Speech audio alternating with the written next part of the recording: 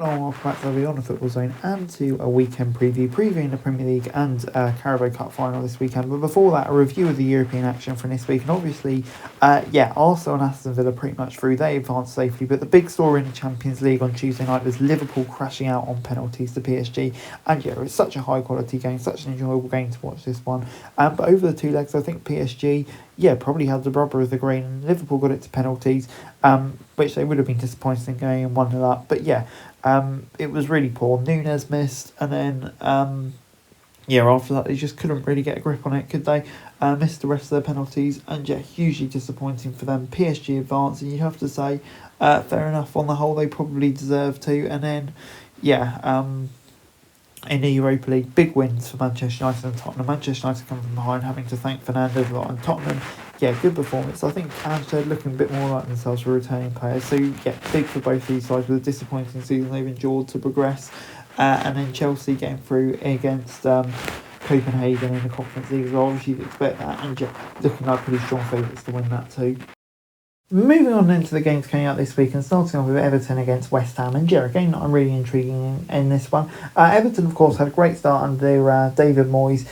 Tailed off a bit now. They're not losing, just seems to be drawing quite a lot. West Ham, lost to Newcastle before they got a few wins. But it's just been pretty inconsistent under Graham Potter, I think, since he took over. And at the moment, I think Everton at home, I think they're probably just the strongest side at the moment, in all fairness. So I'm going to say Everton will nick a 2-1 win in this one.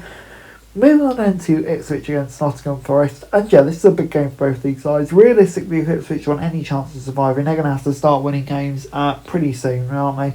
It's a big game for Ipswich. But Forest, we know what an incredible season they're having, flying high, third place in the league, and all of a sudden looking very good for a Champions League place, and what an achievement that would be. So it's going to be a big game, but I think Forest will just have too much quality. I'm going to say 2-0. Moving on into Manchester City against Brighton at the Etihad. And this is an interesting game. City, of course, they're right in the thick of the Champions League race, and to be honest, so are Brighton with the incredible run they're on. What they on 5 wins on a trot now. So it's a big game for both these sides now, really.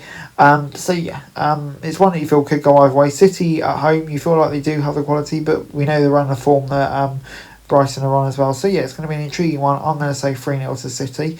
Moving on then to Southampton against Wolves at St Mary's. And this is kind of a game where you feel like if Southampton are going to win the game at some point, surely it'll be this one or something like that. But they're so bad. They're so far off it at the moment.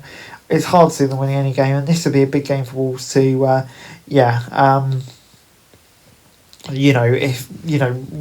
get a win and all but secure their survival in the Premier League for another season. I don't know, I feel like Southampton have to get a point at some point. I'm going to say we come in this game 1-1 for me. Moving on into Bournemouth against Brentford at the Vitality. And this is the story of just two very well run teams doing really well in the league. Bournemouth 9th, for Brentford 12th. I think both these teams maybe could feel like they could be a bit higher. Bournemouth really pushing for that Champions League spot. They still are, don't get me wrong.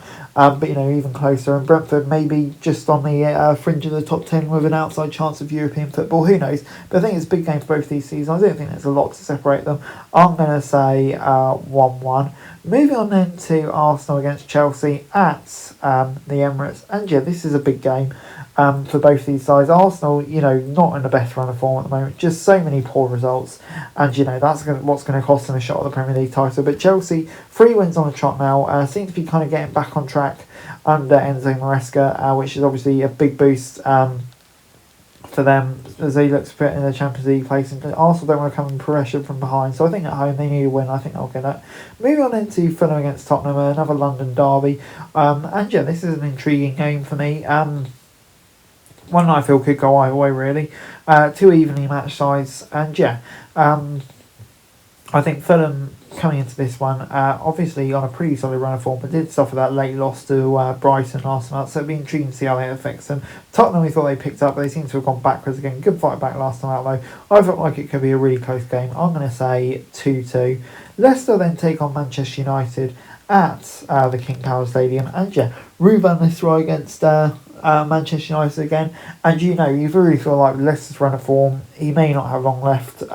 Seems to me like there's no way out for relegation now. Leicester are probably going to be relegated again, and for a team that's winning the league not long ago, Yeah, it's such a shame. But for Manchester United, they're not exactly doing a whole deal better. So both teams will be wanting more.